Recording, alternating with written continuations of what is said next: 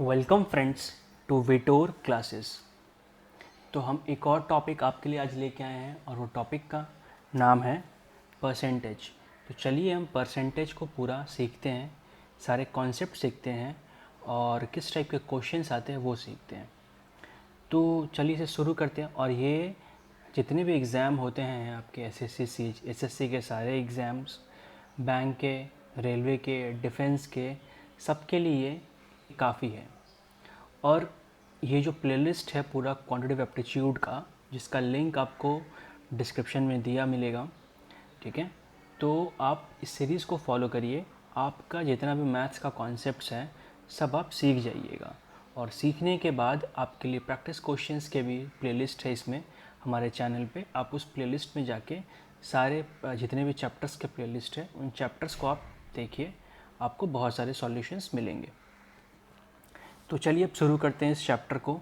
And please request है, अगर video को कम्प्लीटली अच्छा लगे तो पूरा देखिए वीडियो एक बार पूरा, तो समझ में बहुत कुछ आएगा। और दूसरा, प्लीज़ अपने दोस्तों को शेयर करें ताकि व्यूज़ बढ़े और सब्सक्रिप्शन बढ़े।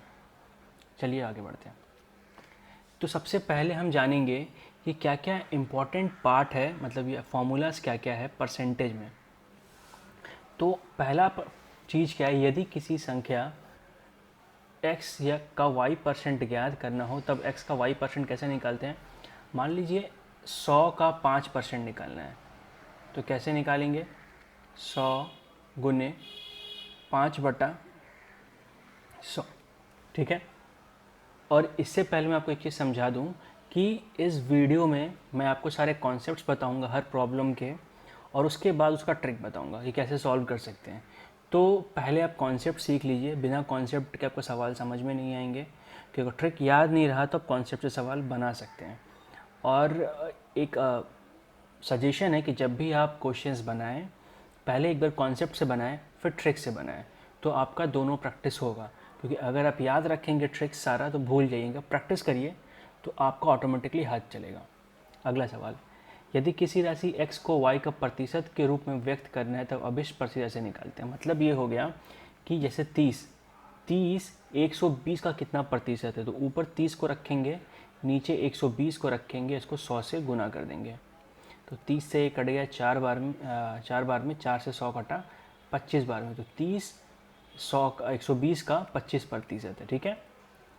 अब इसको अगर प्रतिशत से नंबर में बदलना है तो क्या करेंगे हम लोग, 25 बटा प्रतिशत हटाने के लिए अगर बटा में बदलना हो या दशमलव में बदलना हो तो प्रतिशत हटा के 100 लगा देंगे, ठीक है।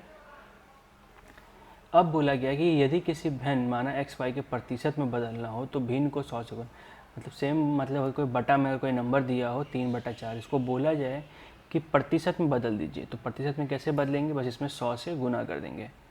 तो ये 4 से कटा 25 बार में, ये हो गया 75।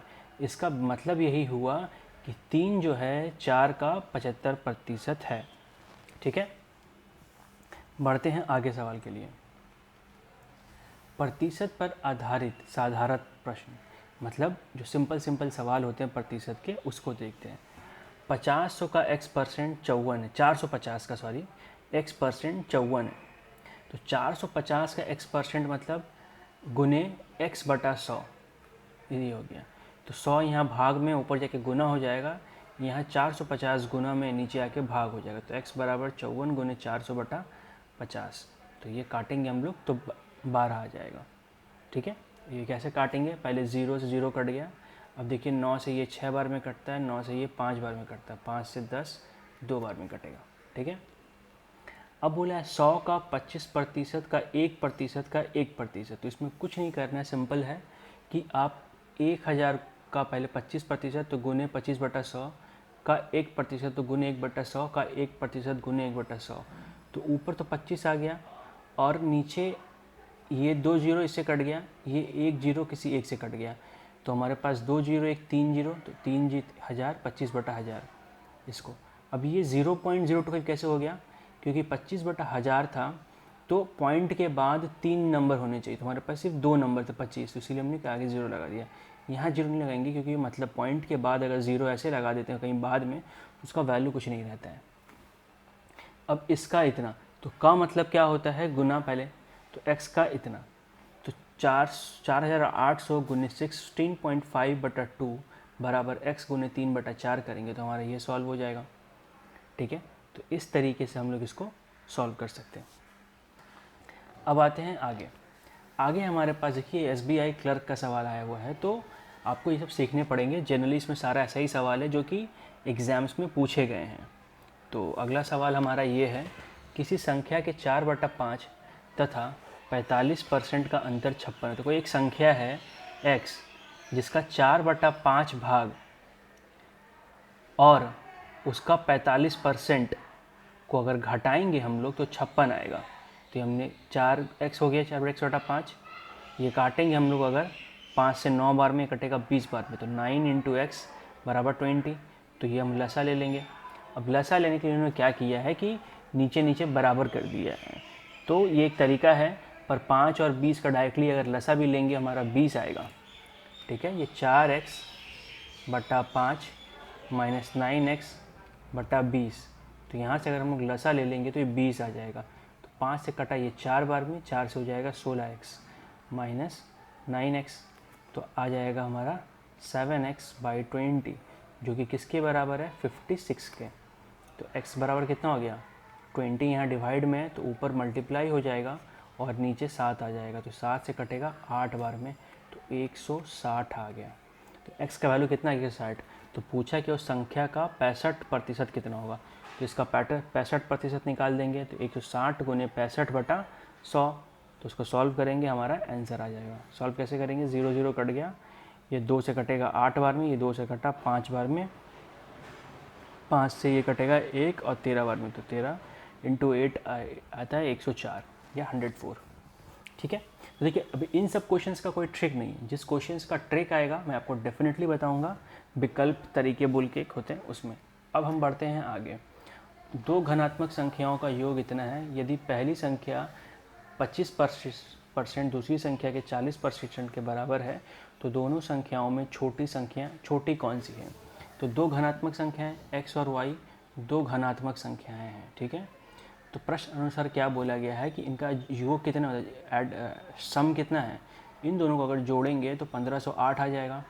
तो पहली का 25% मतलब x का 25% किसके बराबर है, y का 40% के बराबर है, दूसरी संख्या का 40%। तो x गुने 25/100 y गुने 10, तो ये आएगा 25x/100, तो काटेंगे तो आएगा 5x बराबर 8y। तो अब इन दोनों को हम बस सॉल्व करेंगे। तो देखिए अगर हमें सॉल्व करना है, हमारे पास क्या है, x + y बराबर 1508, उन्होंने डायरेक्टली लिख दिया है। तो हम क्या करेंगे, वैल्यू बिठाना पड़ेगा हमको। तो वैल्यू ऐसा बिठाए कि हम लोग सॉल्व कर पाए। हम लोग क्या करते हैं, कोशिश करेंगे कि इसको दोनों तरफ 5 से मल्टीप्लाई कर देते हैं। क्या करेंगे, दोनों तरफ 5 से मल्टीप्लाई कर देंगे। ठीक है, तो ये हमारा हो जाएगा 5x + 5y, और ये जो मेरा आएगा वो क्या हो जाएगा, 1508 × 5, तो ये कितना आएगा हमारा 7540।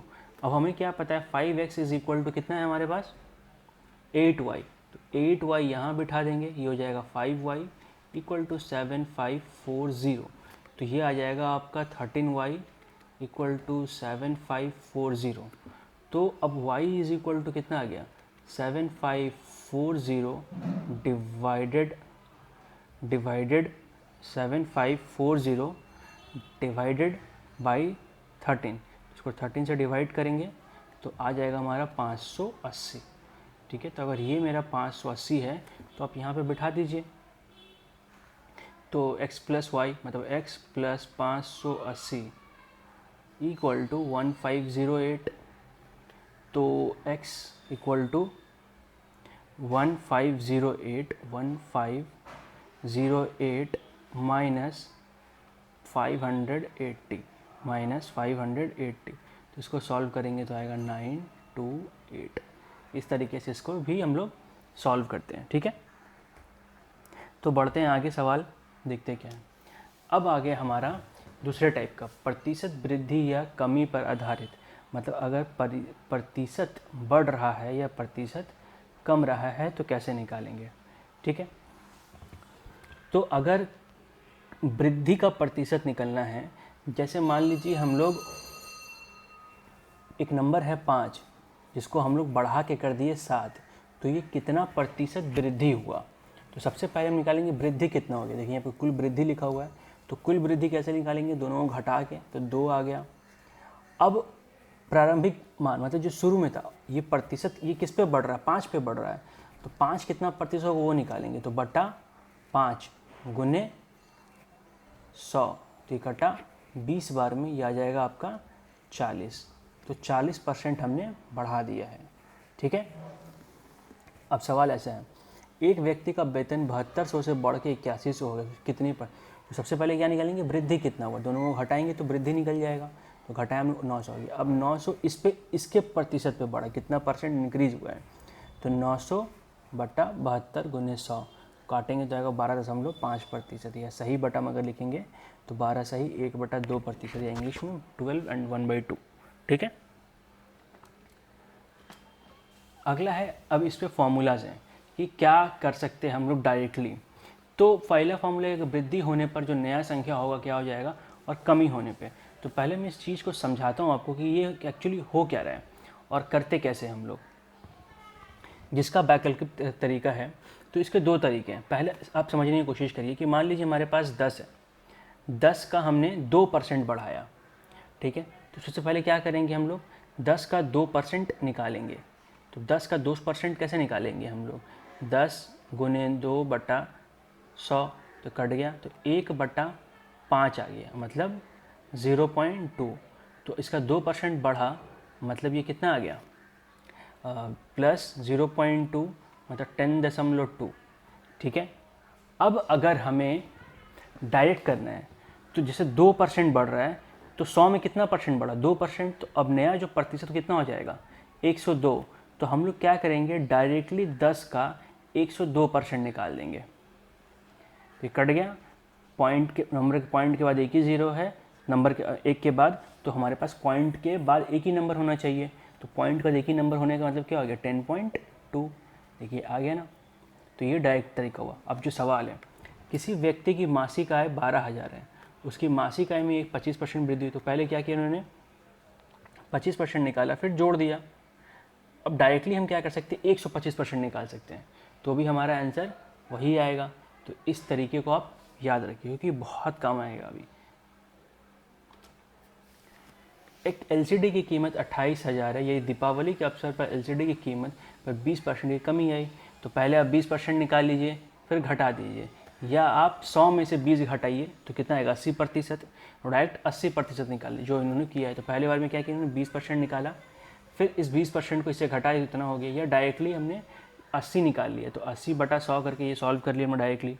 तो ये हमारा आंसर आ गया। बढ़ते हैं आगे। अब है कि यदि x y से a% अधिक हो, x क्या है, y से a% अधिक है, तो y से x कितना कम होगा, तथा यदि x से y% a कम है तो कितना अधिक होगा। इसका मतलब क्या है, पहले ये समझिए कि मान लीजिए जैसे कि 5, जैसे कि हम लोग 7 जो है 10 5 मानते हैं, 10 से 5 कितना परसेंट बढ़ा है। ठीक है। तो सबसे पहले हम लोग इसे प्रतिशत किस पे निकालेंगे, कितना परसेंट बढ़ा वो निकालेंगे हम लोग। तो किसके ऊपर निकालेंगे, इसके हिसाब से बड़ा देख रहे हैं तो इसको नीचे रखेंगे। तो 5/10 गुने 100, तो ये कट गया, आ गया 50% बढ़ा है। ठीक है। लेकिन अगर यही पूछा जाए कि 5 जो है वो 10 से कितना परसेंट छोटा है, तो नीचे किसको रखेंगे, क्योंकि 5 के हिसाब से निकालना है हमको, तो नीचे 5 को रखेंगे, ऊपर फिर घटा देंगे। तो क्या आ जाएगा हमारा, 10 - 5 मतलब 5 ही हो जाएगा, गुने 100।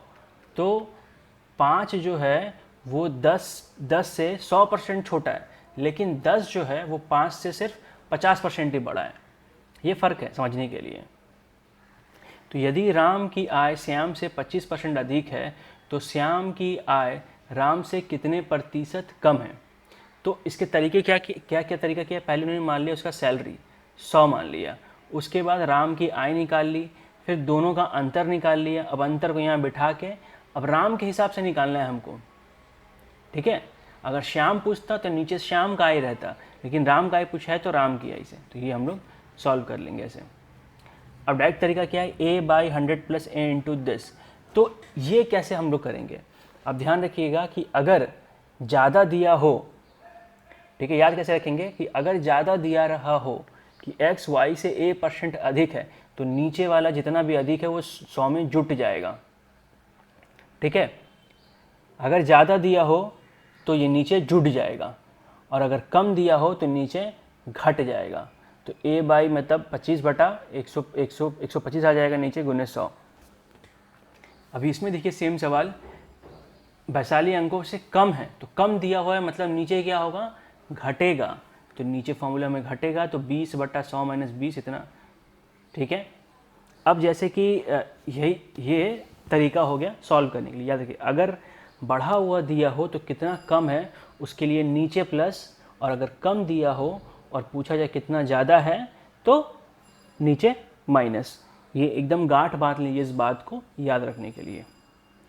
बढ़ते हैं अगले सवाल की तरफ।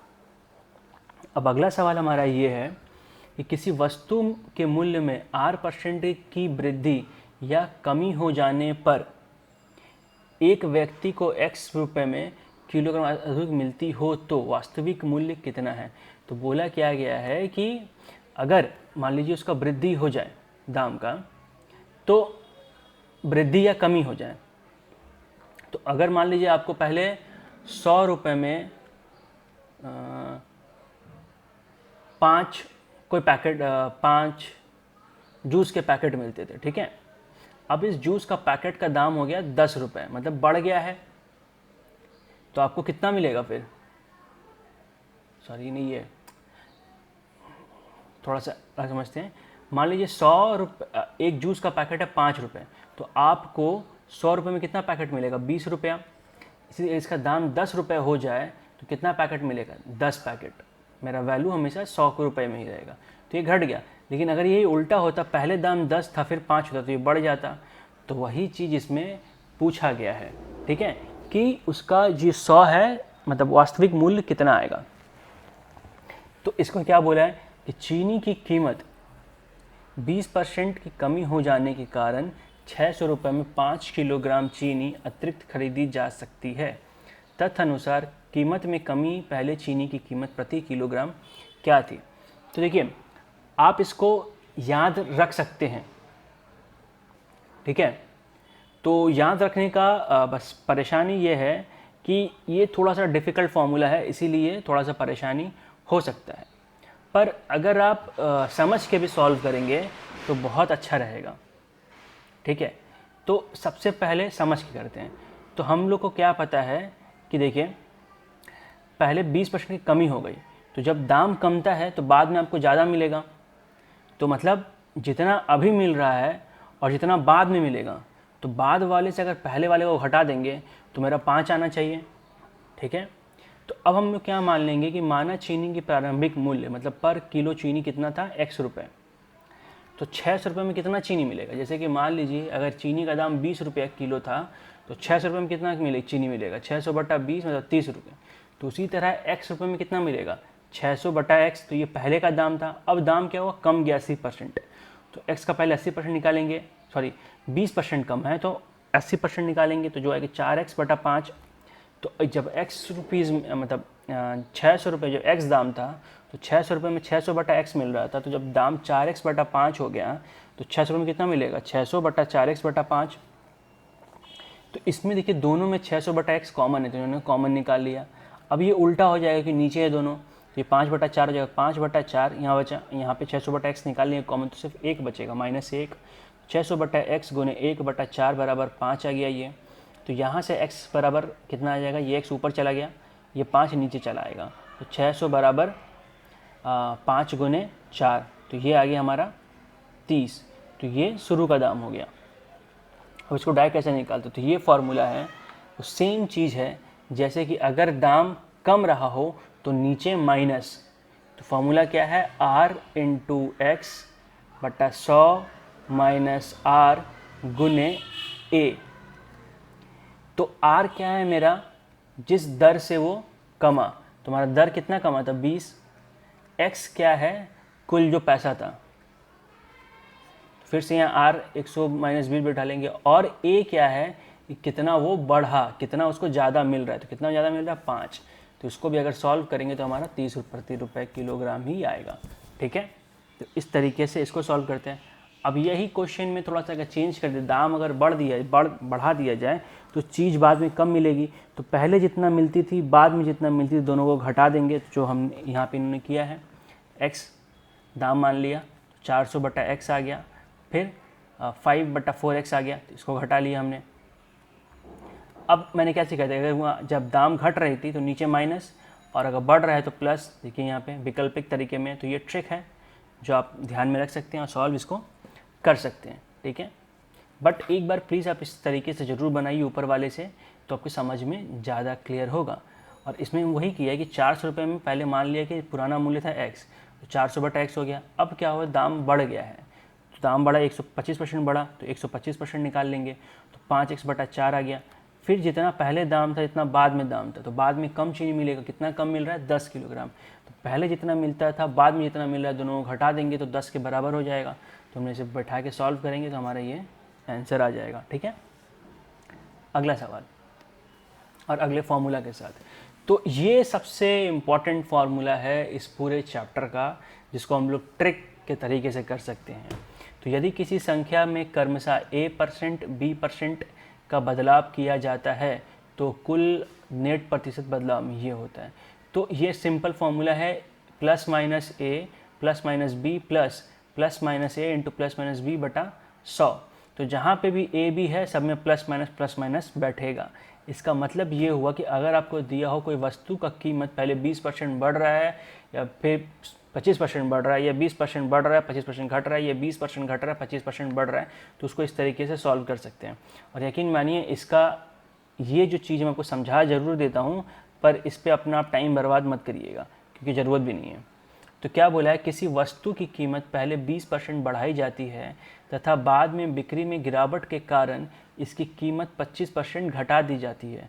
तो पहले क्या हुआ, उसका कीमत 20% बढ़ा है, बाद में कम कर दिए गए, तो वस्तु के अंतिम मूल्य में प्रतिशत परिवर्तन ज्ञात कीजिए। तो सबसे पहले वस्तु के मूल्य मान लेंगे 100, ये x भी मान सकते हैं, आपकी मर्जी है। तो 20% कीमत बढ़ गई तो मतलब 120/100 हो गया, तो 120 हो गया। ठीक है, दाम। अब क्या किया उसने, 25% घटाया है, तो 25% 100 पे नहीं निकालेंगे, 25% जो अब दाम हो गया उस पे निकालेंगे। तो 25% घटा मतलब 75 पे आ गया, तो इसका 75 निकाले तो ये 90 आ गया। तो लास्ट का मूल्य कितना हो गया हमारे पास 90। तो कीमत में परिवर्तन कितना हो गया 10। ठीक है, तो अब इसमें 10 रुपये, तो एक चीज़ बताइए 10 रुपये इसमें लाभ होगा कि हानि। पहले दाम 100 था, अब 90 में बेच रहे, तो हानि हो गया। तो ये हम लोग हानि का प्रतिशत निकालेंगे, लेकिन ये जो हानि प्रतिशत निकालेंगे किस पे निकालेंगे, इस 100 पे निकालेंगे, क्योंकि मेरा स्टार्टिंग का दाम यही था। तो निकाल लेंगे 10/100 पुराना दाम गुने 100 तो करना ही पड़ता है, तो कट गया तो आ गया 10%।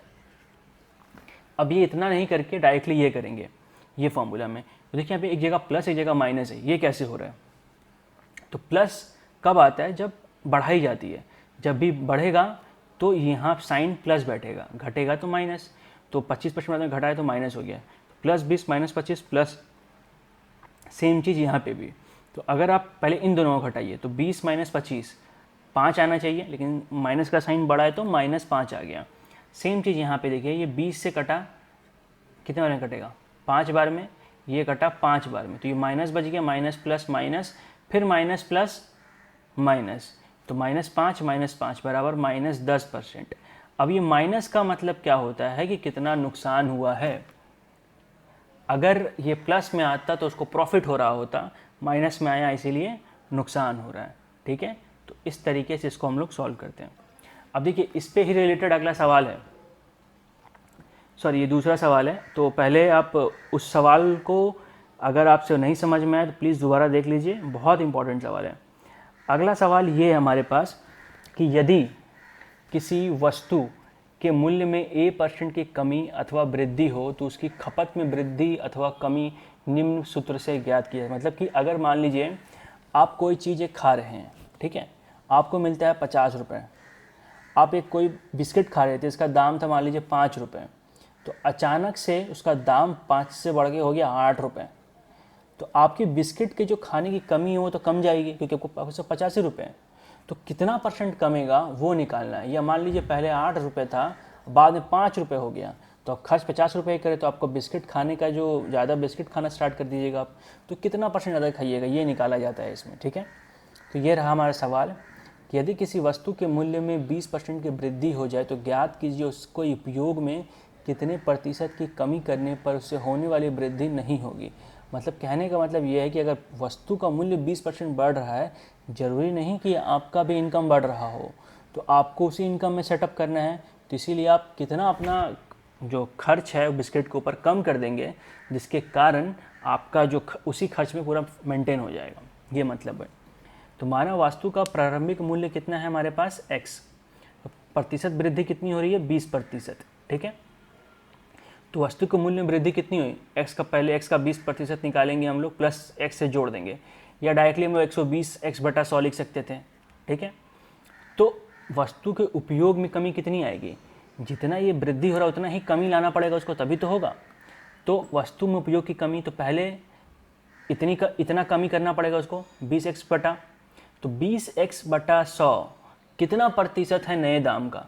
अगर उतना हम लोग कम कर देंगे तो मेरा वही वो समझ में आ जाएगा मेरे को कि अच्छा इतना कम करना है तो हो जाएगा। तो यही चीज़ ने किया है कि पहले इसको कितना एक्स्ट्रा पैसा मतलब लगेगा, तो उतना पैसा इसको कम करना पड़ेगा।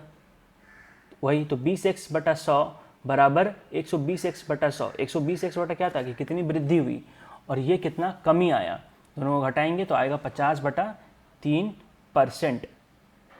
ठीक है, अब इसमें भी देखिए पुराने सवाल की तरह कि अगर मान लीजिए वृद्धि हो रहा हो तो नीचे प्लस, अगर कमी हो रहा हो तो नीचे माइनस। ठीक है, अब इसको समझिए कैसे, मैं आपको सिखाता हूँ एक चीज़, बड़ा इंपॉर्टेंट सा सवाल चीज़ है ये, बहुत अच्छे से सीखिए, बहुत काम आएगा। वृद्धि हो रही तो नीचे प्लस क्यों आ रहा है, नीचे प्लस क्यों आ रहा है। अगर मान लीजिए आपके पास 100 है, 100 को आपको 20 से भाग करना है, 100 को आपको 25 से भाग करना है, तो इसमें कितना आएगा 5, इसमें कितना आएगा 4। ठीक है, तो ध्यान दीजिए कि 5 ज़्यादा है 4 कम है, तो जब ये बढ़ रहा है तो हमारा ये जो चीज़ आएगा वो क्या आएगा, कम आएगा। इसीलिए नीचे बड़ा होना चाहिए। तो बड़ा कब होगा, जब प्लस होगा। समझ में आई ये चीज़। ऐसे ऐसे अगर आपको याद ना रहे तो ऐसे याद रखेंगे, सिंपल याद रखिए, जब बढ़े तो प्लस, घटे तो माइनस। ठीक है, तो सिंपल फॉर्मूला में बैठाएंगे a + 100/a, 100 + a × 100, तो 20 + 100 + 20 × 100, सॉल्व कर दिए हम लोग, आ गया हमारा आंसर। ठीक है, अगला है हमारा क्या कहते हैं, वार्षिक वृद्धि कमी की दर पर आधारित प्रश्न।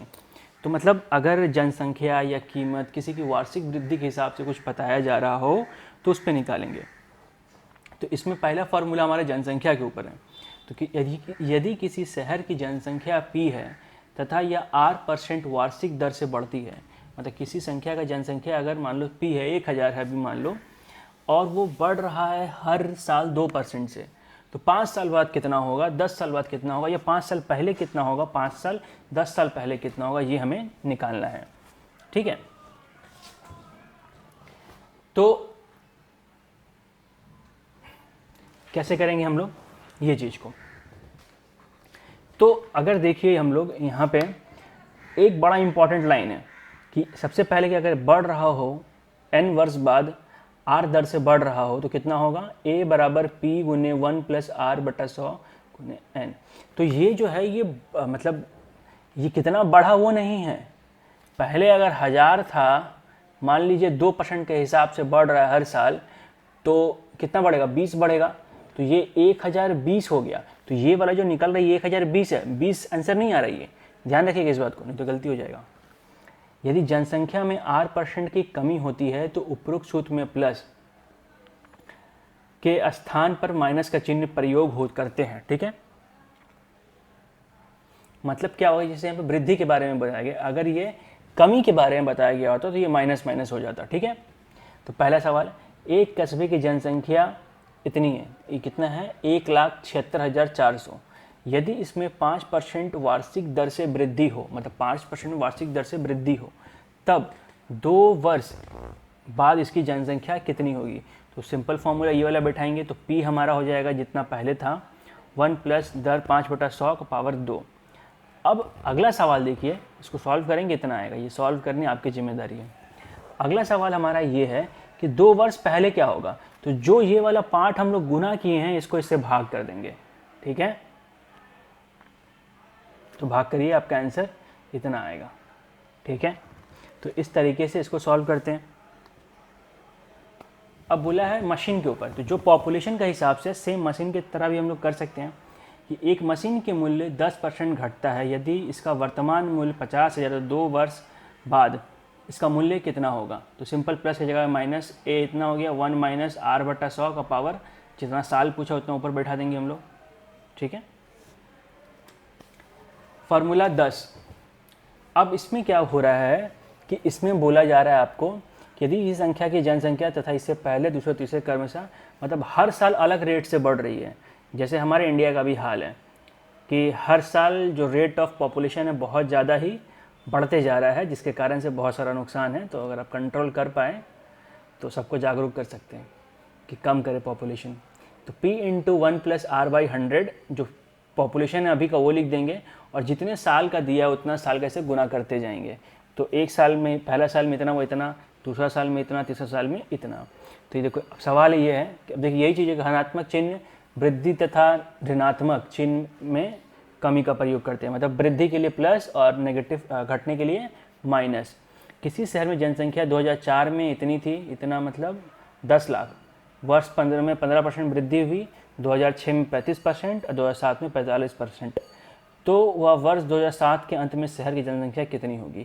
तो चाहे तो आप निकाल सकते हैं अलग अलग करके, पहले 2004 से 2005 में कितना वो निकालेंगे हम लोग, ठीक है। फिर इसके ऊपर 35% की कमी आई तो फिर इसके ऊपर कितना कमी आया वो निकालेंगे, फिर 45% बढ़ गया तो उसके ऊपर निकालेंगे, या डायरेक्टली हम क्या करेंगे फॉर्मूला बिठा देंगे। ये पहला स्टार्टिंग का पॉपुलेशन था गुने 1 प्लस, पहले में बढ़ा है तो +15, दूसरे में घटा है तो माइनस, तीसरे में फिर बढ़ा है तो प्लस। सॉल्व करेंगे हमारा आंसर आ जाएगा, ठीक है। अगला सवाल है हमारा चुनाव पर आधारित सवाल। तो इस प्रकार के अंतर्गत आने प्रश्न सामान्यतः चुनाव पर, मतलब चुनाव की तरफ से ये सवाल होते हैं जनरली, और ये एसएससी में पूछा जाता है बट बहुत कम पूछा जाता है, बट आप सीख के रखें। हालांकि ये जो पीएससीज होते हैं और यूपीएससी एग्जाम्स होते हैं उसमें सवाल ज़्यादा देखकर आते हैं।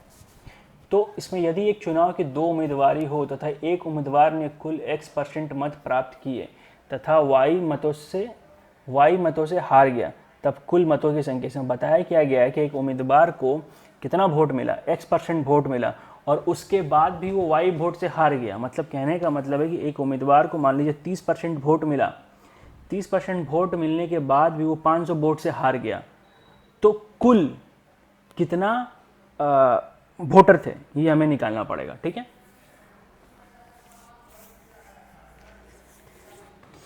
सबसे पहले क्या करेंगे, माना डाले गए कुल वोटों की संख्या। तो मान लेंगे कुल वोट कितना बना है, x पड़ा है। अब सॉरी भाई सवाल पढ़ लेते हैं। 2 उम्मीदवारों एक चुनाव में डाले गए कुल वोट, 30,000 वोट पाने वाला उम्मीदवार 16,000 वोटों से पीछे रह गया, ठीक है। तो 30% वोट मिला उसको, और वो कितना से पीछे रह गया, 16,000 से। तो अगर हम कुल पहले जो अगर 30% वोट इसको मिले हैं, 2 आदमी हैं मान लीजिए P1 P2, अगर एक को मिला है 30% तो दूसरा को कितना मिला होगा, 70%, ठीक है। तो इन दोनों को घटा रहे हैं हम लोग एक्चुअली। तो जो जीता है उसका पहले निकाल लेंगे x का 70%, और जो हारा है उसका निकाल लेंगे। तो ये कितने वोट से हारा है, 16,000 से। तो अभी दोनों को घटाएंगे तो 16,000 के बराबर आना चाहिए। तो हम लोग अब x का 70% क्या हो जाएगा, अगर मान लीजिए दोनों का हम लोग कॉमन ले लेते हैं एक तरीके से, तो 70% माइनस 30% कितना आएगा, 40%। तो x का 40% बराबर है 16,000। तो x गुने 40/100 बराबर 16,000 हम लोग लिख सकते हैं। तो x हमारा आ गया यहाँ पे 40,000, ठीक है। सॉल्व कर लिए। अब इसका डायरेक्ट एक फॉर्मूला है कि 100 गुने y बराबर 100 - 2x, जहाँ पे y क्या है, कि कितना वोट से हारा है, और x क्या है कि कितना परसेंट उसको वोट मिला है। तो बिठाएंगे, सॉल्व करेंगे। हालांकि मेरा सजेशन ये है कि इन सवालों के लिए आप ये ट्रिक वाले पार्ट पे मत जाइए, ये ज़्यादा अच्छा होगा कि आप इसको ही यूज़ करिए, सिंपल तरीका है, ठीक है। अब हमारा आखिरी सवाल है इस पूरे जो प्रतिशत वाला पार्ट था। मेरा मानना है कि अगर आपको सब कुछ समझ में आ गया हो तो आपका ये पूरा कॉन्सेप्ट क्लियर हो गया होगा, ठीक है। और कैसा लगा है वीडियो, प्लीज़ फीडबैक लिखें अपने कमेंट में जाके। अगर आप देख रहे हैं वीडियो तो बहुत नेसेसरी है, और आपको किस तरह के वीडियो चाहिए आप ये भी हमें बता सकते हैं। तो आखिरी सवाल देखते हैं। संसदीय चुनाव में 2 उम्मीदवारों ने चुनाव लड़ा, यदि जीतने वाले उम्मीदवार की कुल वोट का 57% प्राप्त हुए और 42,000 वोटों से जीत गया, तो चुनाव में कुल कितने वोट डाले गए। देखिए उसमें बताया था हारा था, इसमें जीता है, सेम चीज़ है दोनों। तो अगर इसको 57% वोट मिला है तो 100 से घटाएंगे 57 को तो आएगा 43%। तो जो हारा उसको कितना परसेंट वोट में, 43%। तो अगर इन दोनों के वोटों को हम लोग घटाएंगे, ठीक है, तो ये निकल जाएगा हम लोग को कितना ज़्यादा वोट इसको मिला है। तो 42,000 वोट ज़्यादा मिला है। तो सिंपल अगर घटाइएगा तो आपका आ जाएगा 57 माइनस उसमें कि 70 माइनस 30 की 40 आ गया था, 57 में 43 कर दीजिए, 14x आ जाएगा। 14x बटा 100 बराबर इतना। सॉल्व करिएगा तो हमारा ये आंसर आ जाएगा। तो इतना ही टाइप का जो क्वेश्चन है आपके एग्ज़ाम्स में पूछे जाते हैं। तो मुझे लगता है सब कुछ कवर हो गया है। अब एक प्लेलिस्ट आपको डिस्क्रिप्शन में दिया जाएगा, ठीक, जिस प्लेलिस्ट में मेरे को जितने क्वेश्चंस मिलते हैं मैं उसमें ऐड करता हूँ अभी तो खैर जब मैं ये वीडियो बना रहा हूँ तो फ़िलहाल उतने नहीं पहुँचे हैं, मतलब लगभग 5-6 क्वेश्चंस होंगे सब में। बट आप यकीन करिए कि हर वीक कम से कम 1, 2, 3 करके हर टॉपिक में बढ़ते हैं। तो प्लीज़ उन टॉपिक्स को फॉलो करिए। देखिए क्वेश्चन इंग्लिश में भी हो सकता है, हिंदी में भी हो सकता है। अगर इंग्लिश में है तो मैं ऐसे समझाता हूँ आपको कि आपको हिंदी में समझ में आ जाएंगे। अगर हिंदी में है तो मैं आपको पूरा क्लियर करूँगा। जनरली जो भी वीडियो देखेंगे सारे इंडियंस ही है, तो हिंदी सबको समझ में आता है बेसिक क्या है। कुछ टफ वर्ड्स होते हैं जो शायद समझ में नहीं है मैथ्स के, बाकी समझ में सबको आता है कि सिंपल भाषा में क्या लिखा हुआ है। तो आप उन सारे क्वेश्चंस को प्रैक्टिस ज़रूर करें, आपके लिए बहुत इंपॉर्टेंट है। और देखिए ये चीज़ याद रखिए कि बिना प्रैक्टिस के आपके एग्ज़ाम्स नहीं निकलेंगे। तो उसके लिए एक सुझाव मेरा ये है कि आप ये वाले बुक को फॉलो ज़रूर करें। ये बुक जो है आपका डिफरेंट टाइप्स ऑफ क्वेश्चन, सारे क्वेश्चंस आपको प्रैक्टिस करवाएगा। इसका लिंक भी आपको डिस्क्रिप्शन में दिया। अगर आप ऑनलाइन खरीद रहे हैं तो, ऑफलाइन खरीदे तो कोई बात ही नहीं, ऑनलाइन खरीद रहे अगर तो आप प्लीज़ लिंक से ख़रीद लीजिए, आपको ये बुक मिल जाएगा। और ये बहुत ही अच्छा किताब है प्रैक्टिस के लिए। जिसको इंग्लिश सुविधा है इंग्लिश में बुक खरीदे, दोनों का लिंक दिया हुआ है, और जिसको हिंदी खरीदना वो हिंदी में खरीद सकते हैं। तो प्लीज़ ख़रीदें। और एक इम्पॉर्टेंट चीज़ आप लोगों से ये बोलना है कि प्लीज़ इस वीडियो को लाइक करें। अगर अच्छा लगा है तो, नहीं अच्छा लगा है तो आप स्किप कर सकते हो, कोई प्रॉब्लम नहीं है। कमेंट करें, वीडियो का फीडबैक दें, और किस तरीके का और वीडियो चाहिए आपको, क्या आपका नेसेसरी है आपके लिए, तो आप वो बताइए, डेफिनेटली हम कवर अप करेंगे।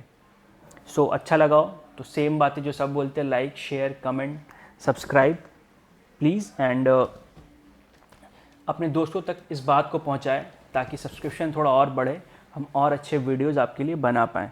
Thank you for watching and all the best for exams. कोई भी डाउट हो आप हमें इस पर मैसेज कर सकते हो। अगर आपको किसी भी और सब्जेक्ट में कोई भी डाउट है, ठीक है, तो आप हमारे फेसबुक पेज में हमको मैसेज करिए, हम आपको रिप्लाई करेंगे। हमारा फेसबुक पेज आप विट्रो क्लासेस से सर्च करिए, आपको मिल जाएगा। Thank you for watching again.